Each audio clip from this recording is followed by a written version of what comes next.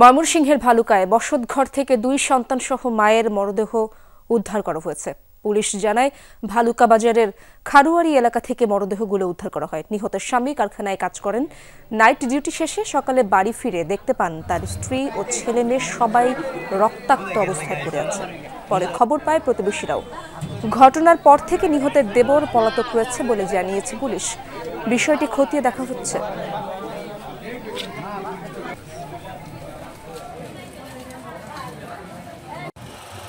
দর্শক, সংবাদের শুরুতেই জানাচ্ছিলাম, ময়মনসিংহে ভালুকায় বসতঘর থেকে 2 সন্তান এবং তাদের মায়ের মরদেহ উদ্ধার করা হয়েছে। এই বিষয়ে আরো জানবো। আমার সহকর্মী যুক্ত হচ্ছেন হোসাইন শাহিদ ময়মনসিংহ থেকে। হোসাইন, এই ঘটনা সম্পর্কে সবশেষ কি তথ্য রয়েছে আপনার কাছে?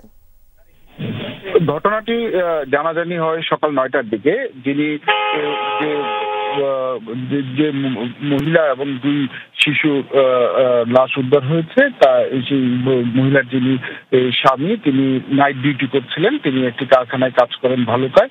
নাইট ডিউটি শেষে ফিরে এসে যখন তিনি দেখেন ঘর তালা দেয়া, তালা ভেঙে ভিতরে প্রবেশ করে তিনি রক্তাক্ত অবস্থায় তার স্ত্রী এবং 2 সন্তানের লাশ দেখতে পান। পুলিশ আমাকে প্রাথমিকভাবে যেটি জানিয়েছে যে ওই বাসায় 2টি রুমে একটি রুমে তিনি রফিকুল ইসলাম নামে, যার স্ত্রী এবং সন্তান নিহত হয়েছে, তারা থাকতেন। আর একটি রুমে এই রফিকুল ইসলামের ছোট ভাই থাকতেন সেখানে। তো ঘটনার পর থেকে এই রফিকুল ইসলামের ছোট ভাই তিনি পলাতক রয়েছেন। পুলিশ প্রাথমিকভাবে ধারণা করছে যে এই রফিকুল ইসলামের যে ভাই, অর্থাৎ যিনি নিহত হয়েছেন তার যে দেবর, তিনি এই ঘটনাটি ঘটিয়ে থাকতে পারেন। তবে ঘটনাস্থলে পুলিশ পৌঁছেছে, লাশ উদ্ধার করা হচ্ছে। উদ্ধার করে ময়নাতদন্তের জন্য ময়মনসিংহ মেডিকেল কলেজ হাসপাতালে পাঠাবে।